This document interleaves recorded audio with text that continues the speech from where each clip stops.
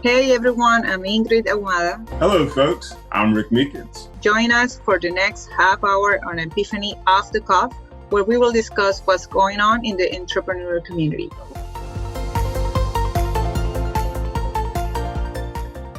Hey everybody, I want to welcome you to another episode of Epiphany Off the Cuff. Today we are on episode 13. This is going to be a great show. I know we always say that, but it is going to be another great show.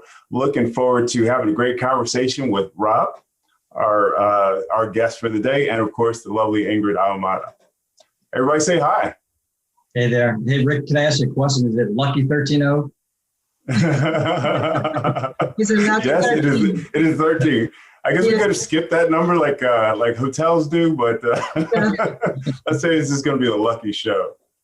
Exactly. Let's call it lucky. Welcome, Rob. I am really, really happy to meet you. We have heard a lot from you, and we are more than happy to explore and know more about your journey on how that experience has been for you. Oh, great. Thank you. Appreciate you having me on. Oh, absolutely. Absolutely. Glad to have you here. So we are, Ingrid, if you recall, we have our sweater giveaway, and we should be coming up with a winner for that pretty soon, right? Remember, well, actually we have it, yeah, but we have not launched that yet. So people, please stay tuned. All right. Outstanding.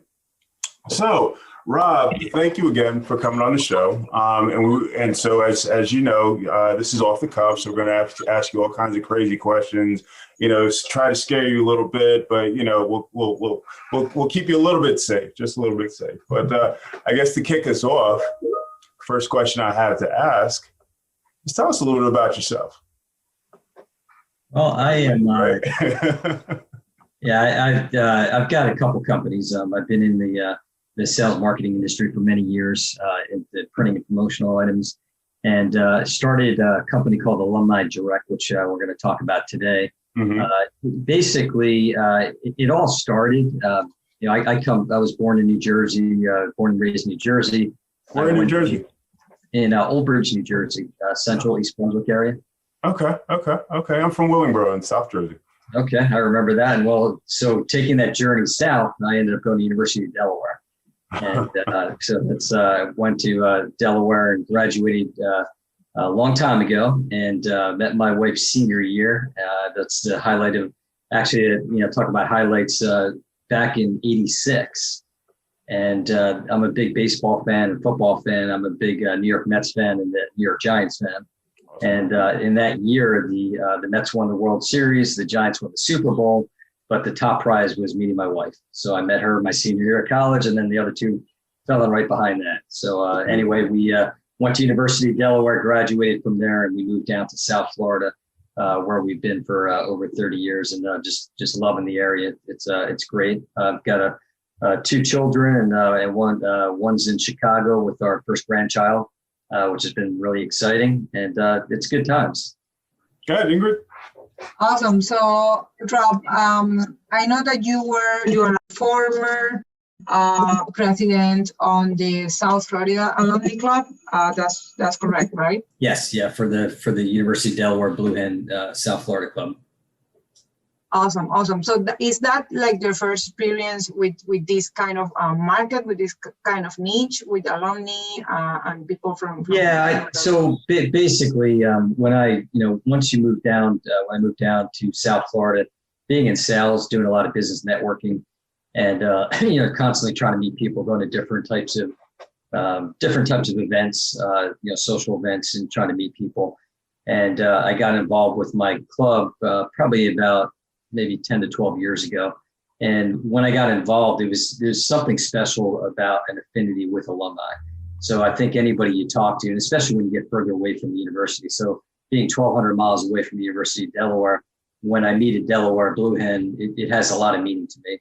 And believe it or not, we have over 2,000 down here. So my first inclination is always, if I meet, in general, the way I live my life, but specifically with alumni, is how can I help you? It's always about, I pay it forward in helping other people. So when I meet alumni, I want to help them out.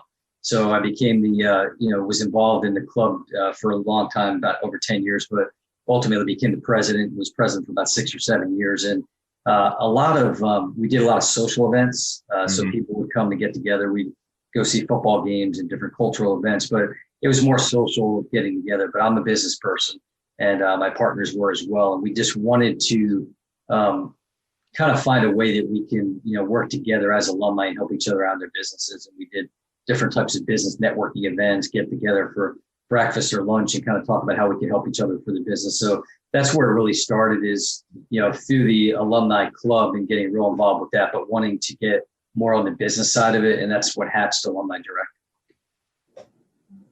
Do you want to tell us a little bit more about Alumni Direct? We talked a little bit about how it got started, but tell us, give us a little bit of insight on that. Sure. So what we found is that a lot of times when people, work with their alumni groups in college and all that, some of them seem to be turned away sometimes because of the fact of, colleges a lot of times asking for donations and things of that nature, which they do need, but it's something that, especially when people just graduate, so they kind of get, they want to have an environment where it's not necessarily saying, here's your event, but, now what kind of, donation would you like to give? So we wanted to create an environment where there wasn't so much of that pressure, but still working together, forging a relationship between us, the alumni, and the universities. So, we looked at different things out there, and, you look at LinkedIn and Facebook, and a lot of times I like to make the comparison that we're kind of LinkedIn meets Facebook, but specifically geared to alumni. So I'm not saying that we're competing with them. Yeah, they're huge, but it's more about we're drilling into the alumni market, right, which we haven't seen. I mean, you see it again on the college side, and what they do at the university, typically in alumni relations, is there's all kinds of really good software out there, software platforms that they'll buy from a university level. And usually it's an annual fee, but the university has to manage the whole program. So our approach is not to sell to the university, but that our target market is the alumni, just like anybody would be on LinkedIn or Facebook. But what we wanted to do was create these communities specific to the university. So for example, if you went to Georgia Tech, or Delaware, Rutgers, Ohio State, UCLA, wherever you went, to create these communities where people have that affinity. And then what happens is within this affinity in this community, people can do a lot of different things. They could advertise their businesses. They can promote, they can post jobs. They can, help other people with that. They can create events. They can get different types of perks from, our partners. Like we look to get affinity partners, which I can get into in a little bit. But it's creating this community of helping alumni out. And we started on the college front, and that's our core. But we also realized that alumni being a direct or being more of a generic thing as well, is that there's other areas that can use help too. If you look at business alumni associations, professional athletes, Greek organizations, nonprofit organizations, the idea is to give them a platform where they could do a lot of things together. And what we found is that when, some of these areas like LinkedIn and Facebook, you can create groups within them, but there's maybe not a lot of, you can kind of interact and go on activity feeds, but it's very siloed. You don't have that opportunity to do all the things in one place, like I was talking about, to the jobs and the events, et cetera. So it's very interesting, Rob. How did you kind of did one of the biggest, or let's say the largest strategy that are recommended in marketing, right? So you went to a specific niche. So you're specializing alumni. Is there maybe a need, a particular need that did you find in that target that was really interesting, appealing for you, that you decided to go for it, or was it something? I think it was kind of that we wanted to create value for alumni. In our experience, and people that talk about, with the schools, sometimes it's more difficult. They might not have the bandwidth, alumni relations, to reach out and help alumni. And we kind of wanted to be like an AARP for senior citizens or USAA for veterans. We wanted to have that organization where we didn't see it out there specifically geared towards alumni. So we wanted to create that environment where we sought to help them out. So a lot of times I think when you look at people, with networking, for example, talking to each other and trying to help each other. There's a lot of people that have challenges with it. There's certainly people that are good at it. Or if you look at the Ivy League schools, or you look at some of the Greek organizations, they're good at helping their people. But we found that probably, I don't have specific numbers, but it could be over 90% of people just don't know how to effectively network. And that's what we wanted to do, was to kind of be that big brother, big sister, and create that environment where we could help them out with that.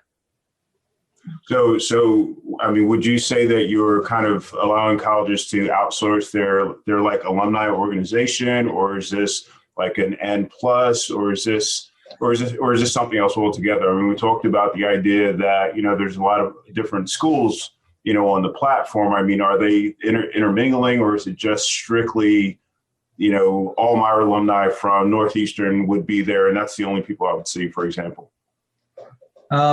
Good question. The idea would be to overall the benefits that we give out to alumni would be broad stroke, where we take our strategic partners or affinity partners and provide different types of services, whether it's be supplemental insurance, major medical insurance, refinancing of loans, things to that nature. We're not trying to compete against the alumni organization. We're not trying to have them outsource it to us either. It's more trying to forge a partnership. So we feel that ultimately, if alumni are out on our site and maybe don't necessarily feel that pressure from the university or just some of the other noise that's out there and other social media platforms, that they might be more willing to ultimately give back to the university. Because if you have a positive experience, like in this affinity relationship, for example, let's say, I'm on the hiring front and I've got, I'm interviewing 5 people. They all have the same credentials, but one went to University of Delaware. I'm going to hire that Delaware person. I think most people will tell you the same thing. If all things being equal and that person has that affinity to the university. So that's the kind of stuff that we're trying to do. So I think if somebody has a positive experience on Alumni Direct, ultimately we feel like they'd be more apt to giving back to the university, which then would kind of complete that circle. So sometimes in our experience talking to universities, they might not see that whole big picture. And we're trying to get them to see that, because we feel like, we don't want to compete against them. We want to help them. But our first, we're trying to help the alumni. It's all about, everybody working together.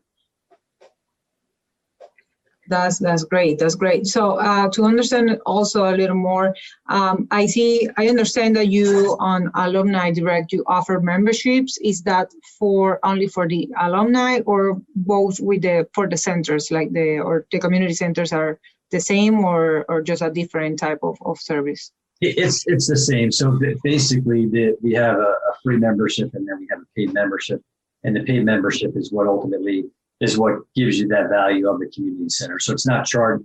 It's members, individual members, but they're being put into their community. So whatever school you went to, if there's not a current community center, we would create one. So our ultimate goal is to just, get people interacting within that community center of their school and finding things out. We want to pipe in content, what's going on at the university now.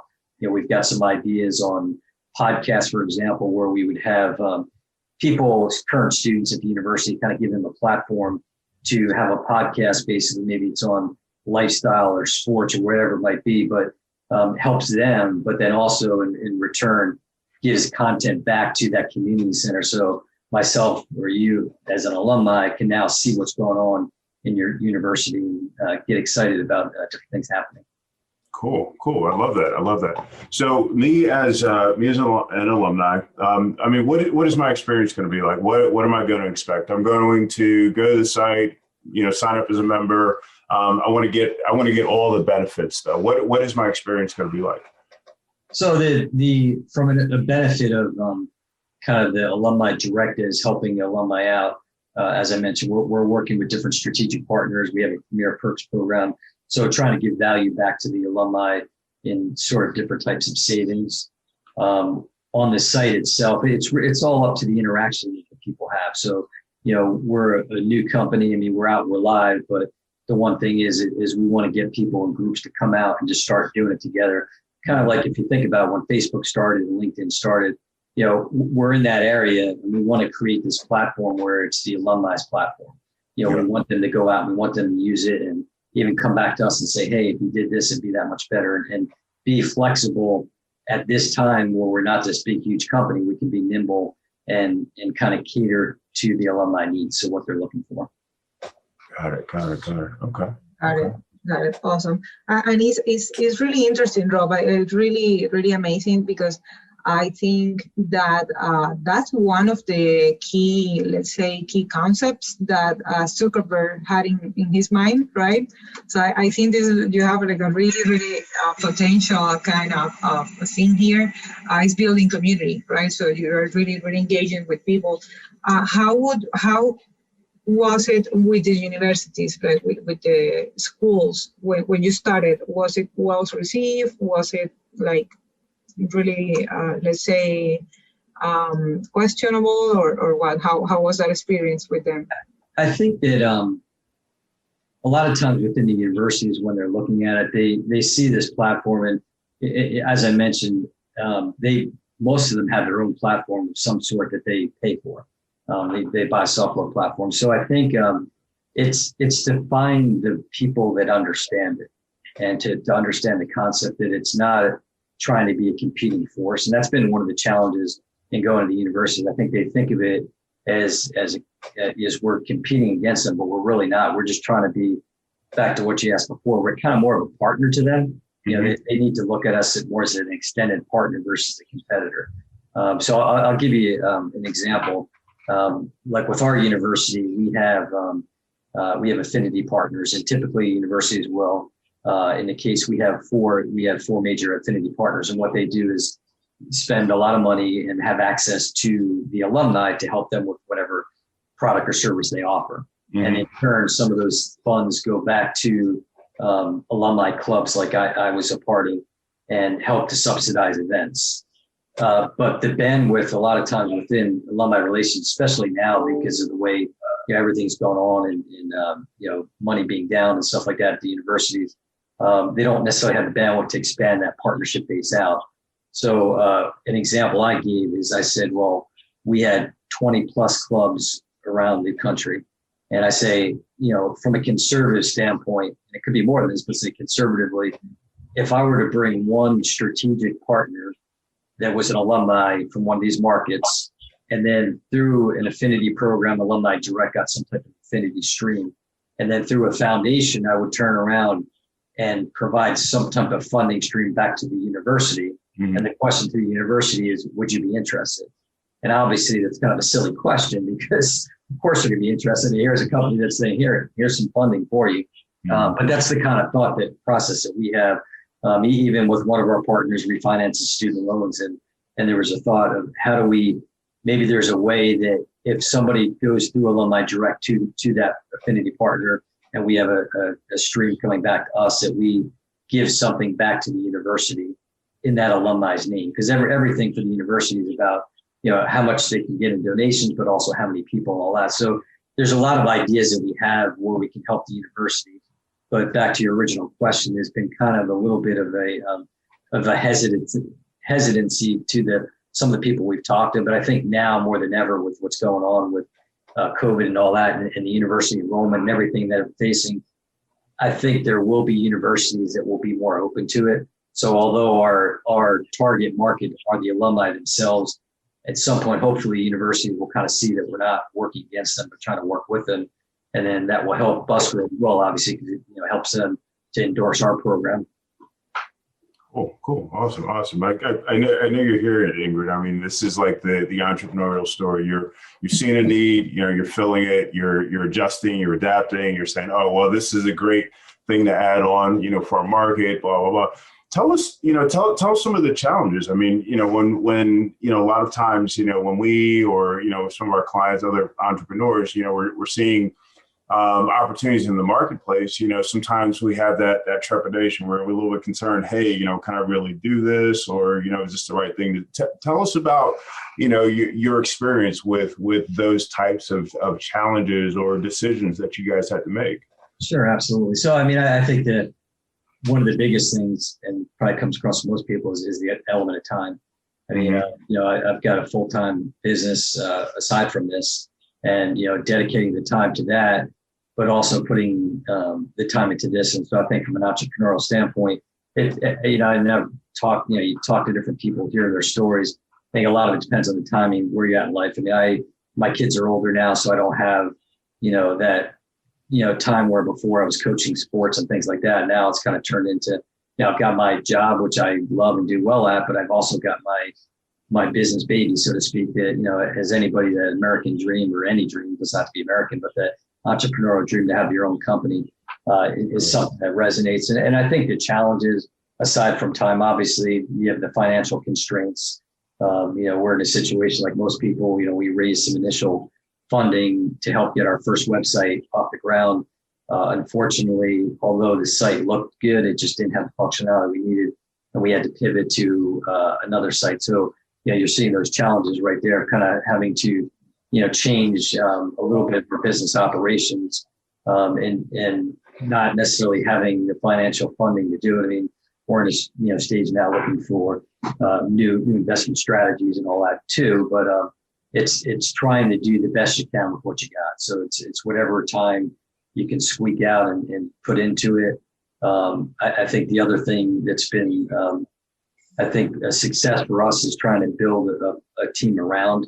One thing that's always, I've coached a lot of sports and things to that. So what resonates with me is putting the right people around you. I mean, everybody's got a certain skill set, and I know what my skill set is, and I'm good at networking and talking to people and all that. But there's other areas where I know aren't my strong suits, operations and things to that nature. So that being said, it's finding the right people that see your vision and want to help. And I've put together a strong advisory team, which got kind of like having your other senior level executives helping out, which I highly recommend. It's great having these people that in the different categories that have had success in building businesses, and to be able to tap into them to get their help. And it just, the foundation comes back to always wanting to give out and help other people. And I think if you have that spirit and that's the way you live it, it's going to come back with you and things like this, getting help. So I'd say always, as an entrepreneur, not being afraid to ask for help, and just, you don't know everything. A lot of people might have the mindset, I know what I'm doing. This is my business, going to go forward. For me, it's more like, I know what my ultimate vision is, but how do I get to the best way I get to? And I think a lot of that has to do with, surrounding yourself with the right people, helping you out. Absolutely. Yeah, that's very true. That's very wise. Yeah. And what do you think, Rob, you could say is your biggest learning? Like, how that look like? I think it's not easy, obviously, but I mean, I'm sure everybody knows it's ultimately not going to be easy, but I think it's finding the right people to work with and having the right team involved with you and all that. So I think, like I said, when you're building a company, you have that certain vision, but there's so much involved in depending on what the company is. So like in our space, you've got the technology aspect, you got the marketing aspect, you got the operational aspect. There's a lot of moving parts. It's trying to get investors, trying to get, strategic partners to, that are going to help out the alumni. So there's a lot of things doing. So I think that's been the biggest challenge, is trying to, bring that all together. So it's not, you could have the greatest idea in the world, but if you can't execute it, that's where you're struggling. And what do you think would be your biggest learning, like for your personal side of it, like for your life, for you as a person or as a professional? I think I've learned a lot in just meeting the different people. My family always jokes about, like, I'm the kind of guy that will probably go anywhere and I can talk to anybody. And I in fact, from a networking standpoint, I love that challenge of, like, I don't believe in 6 degrees of separation. I want to make it one. I'll be like, I'm talking to Rick, and Rick, like, before we know, man, me and you were tight, like 5 minutes. We'll probably know something, know a person in common or whatever. So I guess it's fun to me. It's kind of a game. So having to do it more in this type of business and finding the different resources, I've learned a lot that way. Because when I've done a lot of networking, it's usually been it might be specific to my other business and sales, or just finding, like anything in life. I mean, finding the right doctor, finding the right store, whatever it might be.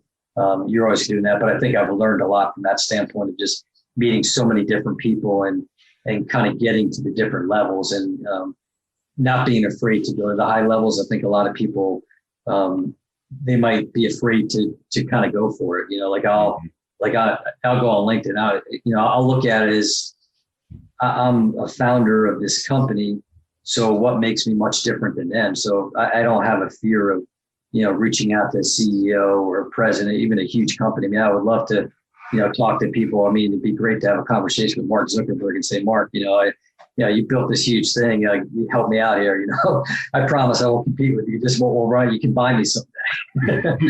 but I think it's just it's having that learning of how to really utilize all your resources. Oh yeah, that's good. That's good. So tell me something in terms of leadership. Leading an organization in whatever capacity. I mean, are there people that you would point to that may have influenced, or people that are in a leadership role that you really look up to? And if so, I mean, who are they, or who is that person, and why are they important? That's a great question, and it's funny because I have to really think about it, because nobody comes immediately to mind. I think it's just there's a lot of successful companies out there. I'm a big sports fan, so I look up to a lot of athletes per se. Mm-hmm. I guess people that have been in my life that I see that have run successful businesses, that I've been associated with. Maybe like people that I've worked at that might have been my management team that I reported to. I learned a lot from them over the years. Specific company wise though, it's I don't know. We want to try to do something different here and really cater to this group that I think is kind of somewhat underutilized right now. Like there's different things out there for alumni, but I guess the long and short of them, nobody specifically jumps out. I mean, I think of people like you've got these sales gurus like Harvey McKay. I don't know if you swim with the sharks. I mean, that's somebody I think that I really always enjoyed listening and reading his books. I think there's a lot to it. And there's, Maxwell. There's different, I guess, more of me coming on a sales side, I guess, more like sales leaders. But I think I envy anybody that can start a company and really make an impact and a difference on an industry. I mean, it's crazy to think about. I mean, I guess the one that comes to mind, I was talking about with my wife the other day. I mean, think about where Amazon has gone. I mean, it's crazy to think that, they started out selling books, like, I don't know how many years ago it is now, but they rule the world now. I mean, it's like everywhere you go, we're driving on the road, there's Amazon truck after Amazon truck. My son has this frequent, buyer's account from Amazon. So I guess that would be something that the success stories of people that have kind of started from nothing and just built something so successful that helps so many people. Oh yeah.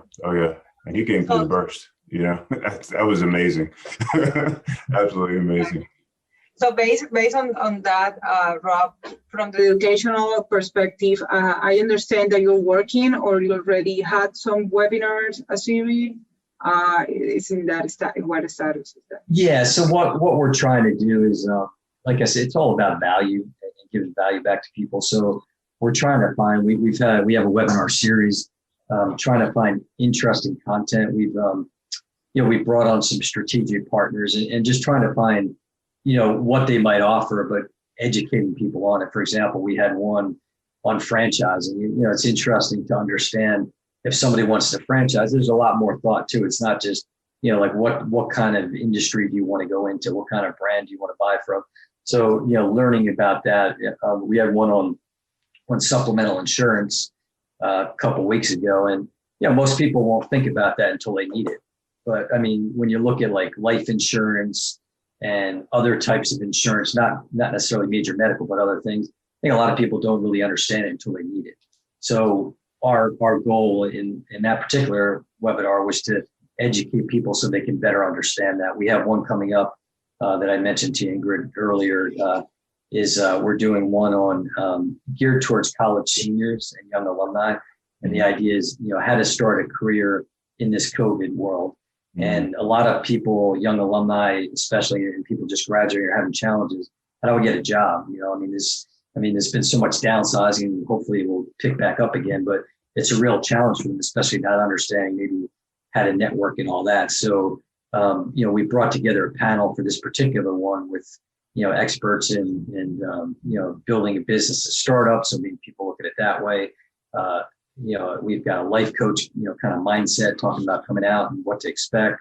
We've got a director of career services from a university. So that person's knee deep in understanding what the needs are of these people going out into the world. And then we have a very successful young entrepreneur that, went through an entrepreneurial program and started a very successful business. So I think it's trying to find the right topics for people to help them out and give them. And we're always open to hearing from anybody. If they've got a suggestion or recommendation on a topic, we'd love to have different folks on and talk about what they can do to help them out. Cool. Are there I guess kind of in that vein, I mean, are there success stories from like members that are involved in the organization? We've had some, but it's more like on the beginnings part. I mean, right now, we've got members and we're ready to get into a full-time marketing program. As I mentioned, kind of pivoted. So we do have some success, which would mirror onto the site. I mean, we've had, one good story is I always like to talk about, and this was back from my alumni club, but we had a new alumni that had moved down into this market. And so several us alumni were down here. We got introduced to him. We introduced him to another alumni. That other alumni's wife had invented a product, and this guy ended up investing in that product. So that's the kind of thing.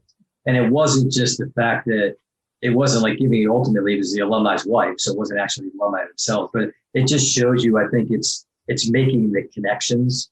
And that's what we're trying to foster. And I think, as we start ramping up now and doing our marketing, and especially even on the job area, because that's a big concern for people right now. I think if anybody, if they had an opportunity to go somewhere where they might have a leg up because of for whatever reason, in this case, it'd be an affinity relationship. So if you were able to, you're searching for a job and found that there's an alumni at a business that has a job that you might be able to get. Now, don't get me wrong, you can go to LinkedIn and you can find that kind of thing, but I think it's knowing that you want to be in this community center and you are an alumni that want to utilize the platform. I think that gives it a little more credence too, because not a lot of the other things going on in different areas. It's specifically how do we help the alumni out? Yeah. So what we do at the end of each of our interviews is we have 2 or 3 questions that we're going to ask you off the cuff. Again. This is rapid fire. Get ready, Cameron. Let's go. This is it. Okay. So Ingrid, fire away. What's your first question? Take it easy on me, Ingrid. Make it Yeah, the only requirement for this, Rob, is that you just share with us whatever the first thing that is in your mind, right? Okay. So the first question is, if you could pick one person in the whole world, no matter if it is not alive or anymore, who would that be to and what would you say, to someone that you would just love to start a conversation with? That's a tough question. You have already someone in mind. I'm pretty sure about that. This would be probably something that you haven't heard and be a little bit different. But I think the person I am today, it would be great to have a conversation with my grandfather, who was. I was a sophomore in high school when he passed away. So I think to kind of tell him what's been going on in my life, and for him to see my life and my family and everything else, I think that would be pretty special. That would be. I think the same thing about my grandfather. I would have loved to just share with him some of the stories and that sort of thing. Okay, so now we get to one of the difficult questions. What was that one thing in your entrepreneurial journey that you wish you could absolutely, without a doubt, take back?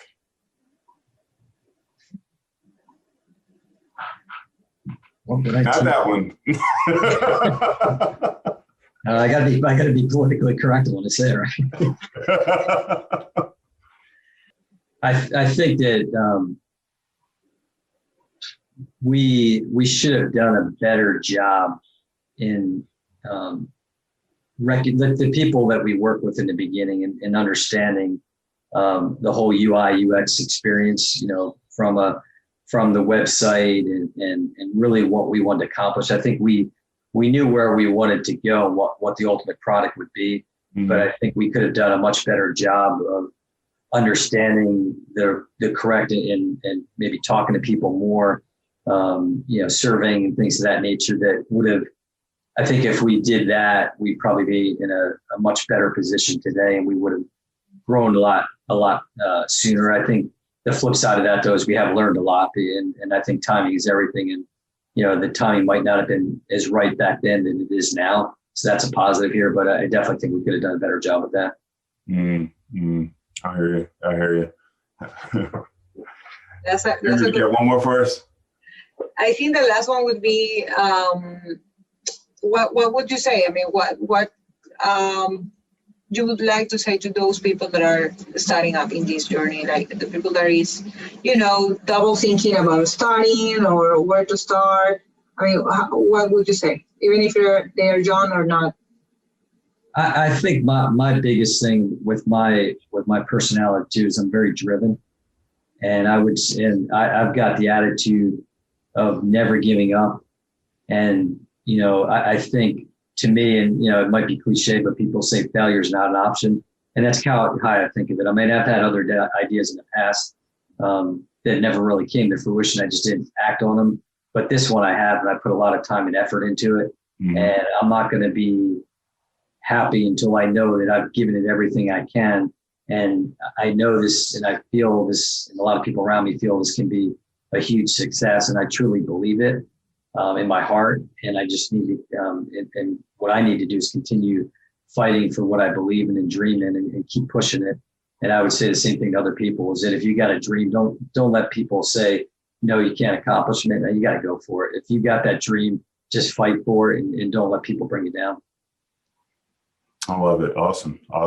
Makes me think of I guess that series, The Last Dance with Michael Jordan. It was just like he was just kept driving and things were coming against him, and he was just like, no, just going for it. Just starting your day every day, right? Whatever came at you today, that might have not been the best. You just gotta try to stay positive and just keep churning away.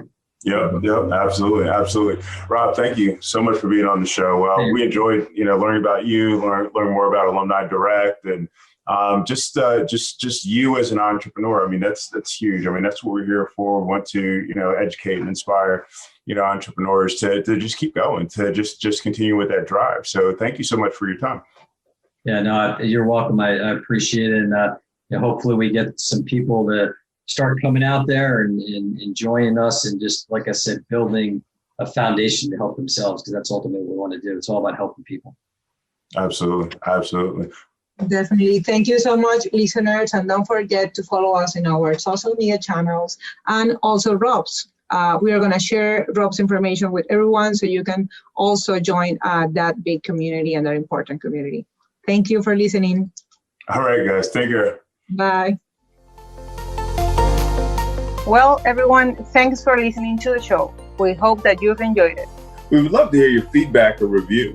If you loved it, drop us a line. Let us know what business topics are on your mind. We'll make sure to talk about it in an upcoming episode. If you have any questions or you would like to be featured on the show, message us on social. You can find us on Instagram, Facebook, and Twitter at Epiphany. We'd love to hear from you. Thanks again for listening. We look forward to seeing you next time on Epiphany Off the Cuff.